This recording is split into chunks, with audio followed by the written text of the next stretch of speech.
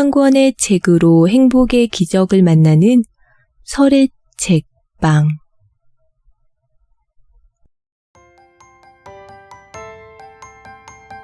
(50) 마침내 인생관을 확 바꿀 때가 왔다. 옛날보다 주량이 줄었다. 며칠 잠을 설치면 영 힘을 못 쓴다. 저녁 때가 되면 눈이 침침한 걸 보니 어느새 노안이 시작되었는지도 모른다. 누구나 45살쯤 되면 이런 증상을 서서히 느끼기 시작한다. 40대가 된 지 얼마 안 되었을 때는 30대 기력이 아직은 남아있어서 자기가 중년이라고 여기지 않지만 45살 무렵부터는 차츰 나도 이제 나이가 들었구나 하고 느끼는 순간이 늘어난다. 갱년기 우울증이라고 부를 정도는 아니지만 왠지 모르게 마음이 울적하다. 그러다 보면 어느덧 50대의 문턱을 넘어서게 되는데 자기도 모르게 사는 게 뭔지 모르겠다며 한탄하게 된다. 이 시기가 일로 생기는 고민이 늘어가는 때라서 그런 것은 아닐까? 보통 노력하면 반드시 그 대가를 받을 수 있다고 믿으며 열심히 일한다. 그러나 나이가 50살쯤 되면 회사에서 옴짝달싹 못하는 처지가 되어 더는 높은 자리에 오르리라고 기대하기 어렵다. 당연히 한계에 부닥칠 수밖에 없다. 임원직을 내려놓거나 손아래 사람에게 지시를 받는 상황이 되기도 하고 한직으로 이동하라는 제안을 받기도 한다. 최근에는 현실적으로 나이를 가리지 않고 누구나 명예퇴직 대상에 오르게 되었다. 한편 이 시기에는 가정에서도 변화가 생긴다. 자녀들은 진학이나 취업, 결혼 등으로 집을 떠나 독립할지도 모른다. 또 연로하고 노안으로 고생하는 부모님을 돌봐야 하는 상황에 처하게 될 수도 있다. 어쩌면 황혼이혼이라는 길을 선택하게 될지도 모른다. 그리고 인간관계도 이전과 달라진다. 친구나 지인들과 교제가 점점 줄어든다. 또 젊은 날을 함께 지내왔던 친구와 슬픈 이별을 하게 되기도 한다. 예전에는 멀게만 느껴졌던 노화와 죽음이 눈앞으로 다가오기 시작했다는 것도 이제 실감하게 된다. 이렇게 여러 가지 변화를 겪으면서 많은 사람이 50세를 인생의 전환기라고 느낀다. 그래서 이 시기에는 이제껏 추구해왔던 인생의 목적이나 가치가 흔들리면서 한꺼번에 폭탄 터지듯 위기를 맞이한다. 새로운 인생관을 찾아야 할 때가 온 것이다. 100세까지 산다고 치면 50세는 겨우 반환점이다. 여생이라고 부르기에는 아직 많이 남은 인생을 한숨만 쉬면서 보낸다면 너무 아깝지 않은가? 이때를 충실하게 산다면 인생의 마지막 순간에 다다랐을 때 참 유익한 삶이었다고 자신 있게 말할 수 있을 것이다. 공자는 쉰에 하늘의 뜻을 알았다 라고 말했다. 이 책을 쓰는 현재 내 나이가 57살이다. 이제 막 인생의 후반이 시작되었다. 이 긴 시간을 행복하게 보낼 방법을 여러분과 함께 생각해 보고자 한다. 50세가 되면 자기 존재를 인정받고 싶은 욕구와 타협해야 한다. 아니, 단정적으로 말하면 나이가 신쯤 되면 이제 남에게 승인을 받는데 연연하지 않아도 된다. 젊은 사람들이 자기 존재를 인정받는 것에 연연해 하는 것은 이해한다. 그들은 인스타그램이나 페이스북 등 SNS에서 다른 사람들에게 좋아요를 받기를 원하지 않는가? 중학생은 좋아요 수에 굉장히 신경 쓴다. 고등학생도 마찬가지다. 대학생이나 20대도 신경이 쓰여서 안절부절 못한다. 그들은 어디에 갔는지 무엇을 먹었는지 등 무엇이든 SNS에 올리며 그것을 친구들이 보고 좋아요를 눌러주기를 바란다. 그런데 50세가 되어서도 젊은 사람들처럼 좋아요에 집착한다면 솔직히 꼴불견이다. 그렇게 자기 존재를 인정받아야만 한다면 스스로 자기 가치를 인정하라 라고 말해주고 싶다. 이제 남들에게 존재를 인정받으려는 욕구는 줄어들 나이다. 40살도 아니고 50살은 정말 먹을 만큼 먹은 나이가 아닌가? 이제 좋아요는 필요 없는 나이라는 사실을 가슴속에 새겨두자. 여러분 가운데는 나이는 분명 신이 되었지만 아직 그렇게 나이 먹었다는 생각이 안 든다는 사람도 많을 것이다. 그런 마음도 충분히 이해한다. 막 50세가 되었을 때는 경쟁의 열정을 불태울 땔감이 타다 남았을 뿐이라고 하면 실례일 정도로 아직 어지간히 건강하다. 그러니까 더욱 일찌감치 다음을 준비하는 게 좋지 않을까 하는 바람이 있다. 일찌감치 경쟁에서 벗어나겠다고 결론을 내고 나면 젊은이들과 어울리기 쉽다는 장점이 있다. 나이를 먹을수록 아무래도 젊음을 질투하는 마음이 싹 튼다. 요즘 젊은 애들은 일하고 운운하며 얕잡아 보고 싶어지는 것도 이 때문이지 않을까? 나는 젊은이들 앞에서 말할 기회가 있으면 청춘이 빛나는 여러분 안녕하세요 라고 인사하곤 한다. 젊다는 것은 멋진 일이라고 인정하고 젊음과 경쟁하려는 마음을 완전히 접어버리면 질투심에서 벗어날 수 있다. 나이를 먹음에 따라 해마다 더 빈정거리길 좋아하는 사람이 있다. 그런 사람은 점점 남을 칭찬하지 못하게 된다. 이 얼마나 서글픈 일인가. 45세에서 50세까지가 그렇게 되느냐 마느냐가 정해지는 분기점이라고 생각한다. 그 시기에 다른 사람을 가소평가해서 불평불만만 늘어놓게 될지 어떤 일이든 있는 그대로 인정하고 칭찬할 수 있을지가 나뉜다. 당연히 칭찬할 수 있는 사람이 되는 편이 훨씬 기분 좋게 살 수 있다. 경쟁을 내려놓는다는 마음가짐은 확실히 마음을 편하게 해준다. 더 발전하고자 하는 의욕은 계속 남겨두어야겠지만 불필요한 경쟁심에서 벗어났을 때 마음이 자유로워질 수 있다. 50세가 넘으면 이런저런 욕망도 차츰 수그러 들기 시작한다. 나는 물건에 대한 욕심이 없어졌다. 꼭 필요한 것만 있으면 된다는 사실을 깨닫고 나니 필요하지 않은 것은 이제 소유하고 싶지 않다. 특히 옷이 그렇다. 출근할 때는 이 셔츠를 입어야지, 속옷은 이 사각 팬티를 입고 양말은 이걸 신고, 이렇게 필요할 때 입을 옷을 정해놓으면 이것저것 고민하지 않아도 된다. 그런 옷을 여벌로 몇 벌 사놓으면 평생 그것으로 충분하다는 생각도 든다. 기호품도 마찬가지다. 나도 약간 고가의 기계식 손목시계가 있는데 텔레비전 방송에 출연할 때만 그 시계를 찬다. 하지만 평소에는 흔한 전자시계를 애용한다. 먹는 음식도 매일 아침 식사는 이것이라고 메뉴를 정해놓았다. 금전욕도 마찬가지다. 어느 정도 저금이 있으면 더 억척스럽게 살지 않아도 된다. 이제 돈보다 건강이 중요한 나이가 아닌가. 50세 이후의 삶에서 지루함과 어울리는 방법은 하나의 중요한 주제다. 이것은 지루함을 참는다거나 지루하지 않도록 자극을 추구하는 것이 아니라 지루함과 사이좋게 지내는 것이다. 지루함에 익숙해지는 것 또한 지루함을 더는 지루하다고 느끼지 않는 것이다. 나는 지루함을 두려워하는 것은 현대인 특유의 감정이라 보고 지루할 수 있는 능력이라는 책을 낸 적이 있다. 나는 그 책에서 현대는 누구나 지루함을 두려워하고 자극을 원하는 시대다.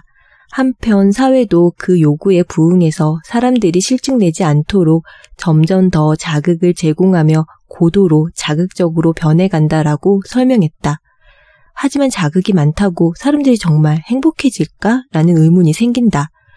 그리고 이 고도로 자극적인 사회에 저항해서 살아남으려면 옆에서 보기에는 지루해 보일지 몰라도 당사자는 지루함을 느끼지 않고 기쁨을 발견해가는 힘, 즉 지루할 수 있는 능력을 길러야 한다고 했다. 이 책을 썼을 당시 나는 이 지루할 수 있는 능력이 정년 퇴직 후 제2의 인생을 풍요롭게 하는 키워드가 된다고 믿었다. 일이 없어지고 눈앞에 자유시간이 펼쳐졌을 때 인생을 즐기는데 중요한 기술이 될 수 있기 때문이다. 그것은 이 책에서 말하는 50세가 넘어서 찾아오는 위기를 극복할 수 있는 중요한 실마리가 될 수 있다. 나는 지루할 수 있는 능력에 대해 생각할 때 영국의 논리학자이자 철학과 교육학의 공적을 세운 버트런드 러셀의 사고방식을 참고했다. 1950년에 노벨 문학상을 받기도 한 러셀은 20세기를 대표하는 지성인으로 손꼽힌다. 러셀은 러셀의 행복론의 지루함과 흥분이라는 장에서 일반적으로 위대한 사람들의 특징은 조용한 생활이라고 했다. 위대한 책은 한결같이 지루한 부분이 있고 위대한 생애에는 하나같이 지루한 기간이 있다. 위인들의 인생도 두세 번의 위대한 순간을 제외하면 늘 흥분으로 가득한 인생은 아니었다. 또한 러셀은 지루함이 너무 두려운 나머지 강한 자극만 추구하는 것은 별로 바람직하지 않고 그보다는 차라리 실속 있는 지루함이 낫다고 믿었다. 후쿠자와 유키치의 학문의 권장에는 다음과 같은 구절이 있다. 세상에는 다양한 사람이 있지만 사람은 귀신도 뱀도 아니다. 일부러 나를 해하려는 나쁜 사람은 없는 법이다. 사람이 두렵다고 멀리하지 말고 자기 마음을 털어놓고 잘 교제하는 게 어떨까? 나 자신도 사람이므로 다른 사람을 싫어해서는 안 된다. 정말 공감이 가는 말이다. 나 역시 학생이나 20에서 30대 젊은이들과 이야기를 나눌 때는 최대한 다른 사람과의 사귐을 중요시하라고 한다. 하지만 50년이 넘게 살다 보면 인간들이란 하나같이 성가신 존재야. 좌우지간 제대로 된 사람이 없다니까 하고 느끼는 일도 종종 있다. 더 사람들과 어울려서 뭐 좋은 일이 있겠나?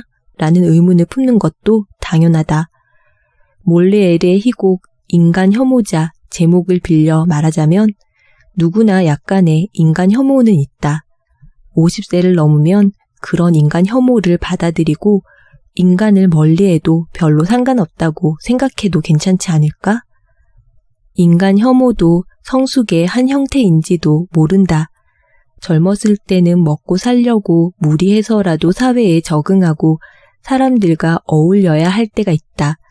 그러나 50세가 넘으면 이미 어느 정도 사회에 적응해온 결과로 지금의 모습이 있다. 그 경험이 있으니까 이제 사람들과 굳이 어울리지 않고 지나쳐 버려도 된다. 만일 내 안에 인간 혐오의 기질이 있다면 중년이 되었을 때 그것을 언짢아하지 않는 마음으로 바꾸어 나가는 것은 절대 나쁜 것이 아니다. 50세가 지나 인기가 없어졌다고 해서 연애하고 싶은 마음 자체가 고갈되는 것은 아니다. 하지만 현실적으로 그 애정을 쏟아부을 대상이 없을 때 어떻게 하면 좋을까? 간단한 방법은 현실 세계에서가 아니라 상상의 세계에서 관심을 둘 대상을 찾는 것이다. 예를 들면 누군가의 팬이 되는 방법도 있다. 오래전 한류 붐이 처음 일어났을 때 일본 중년 여성 사이에 윤사마 배용준의 인기가 폭발했었다. 당시 그들을 보면서 어떻게 저렇게까지 열광할 수 있을까 하고 감탄하곤 했다. 30에서 40대에서 70대까지 팬들끼리 서로 정보를 교환하면서 대단히 행복해했다. 배용준이 일본에 올 때 공항으로 마중 나가는 것은 물론이고 자세한 한국 관광 정보를 공유하기도 하고 한국까지 가는 사람도 많았다. 그렇게 하다 보면 생활에 활기가 돌고 살아갈 힘이 솟는다. 여성들은 이런 연애 감정에서 생기는 에너지를 더 잘 활용하는 것 같다. 여성 호르몬에 좋은 효과가 있는지 당시에는 윤사마를 쫓아다녔더니 내 피부에 윤기가 생겼다.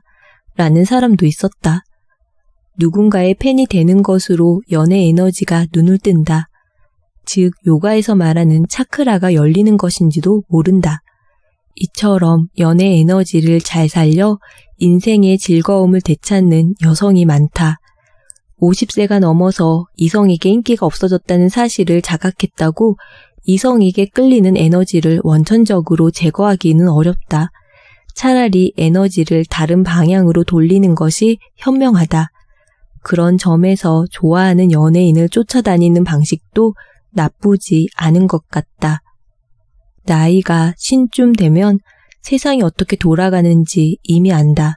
앞으로 인생에서 무슨 일이 일어나도 지금까지 죽지 않고 살아왔으니 지나치게 애쓰지 않아도 되지 라고 담담하게 받아들일 수 있다. 어떻게 보면 노련한 축구선수가 경기를 뛸 때 체력을 적절히 배분하는 것과 같다. 90분간 계속해서 뛰기는 힘들지만 바로 지금이야 하는 순간에 몸을 움직여서 골을 넣을 수는 있다. 그처럼 효과적으로 힘을 빼는 방법을 일에서도 생활에서도 적용할 수 있다면 좋겠다. 50세를 넘으면 서서히 혼자 있는 시간이 늘어난다. 친구들과 교제하는 일도 점점 줄고 자녀들이 독립해서 가족 인원수도 줄어든다. 그래서 친구가 없다는 사실에 불안을 품은 순간 말할 수 없이 외롭고 쓸쓸한 느낌이 밀려온다.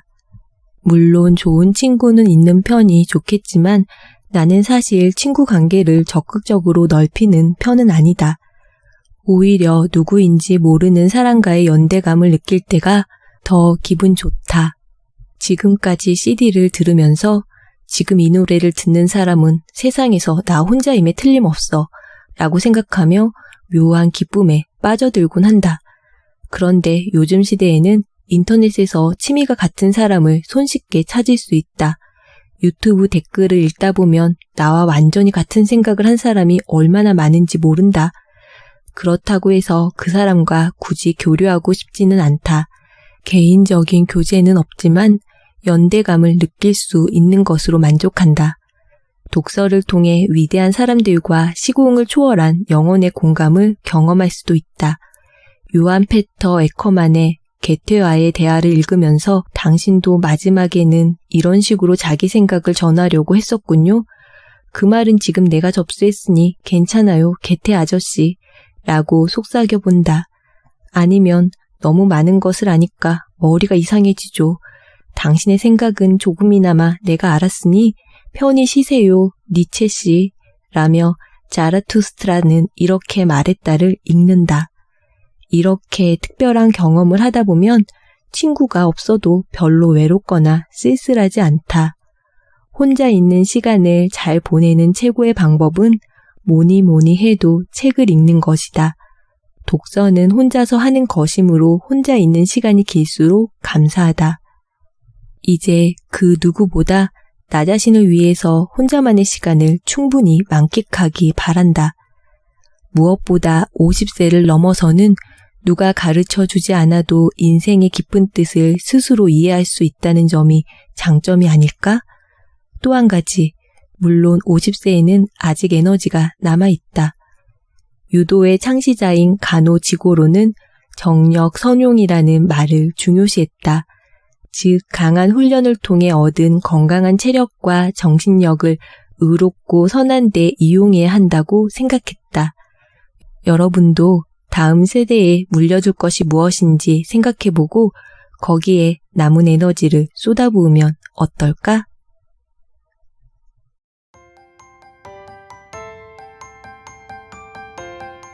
오늘 설의 책방에서 소개해드린 책은 사이토 다카시 지음 황혜숙 옮김 센시오 출판 50부터는 인생관을 바꿔야 산다 였습니다. 생의 중요한 전환점인 50세는 한 장의 새로운 챕터를 열기 위한 기회입니다. 책과 함께한 시간, 변화를 향해 나아가는 열정과 용기를 얻고 나를 위한 시간과 관심을 기울이며 삶을 더욱 새롭고 빛나게 만들어 나가는 여러분의 인생을 항상 응원합니다.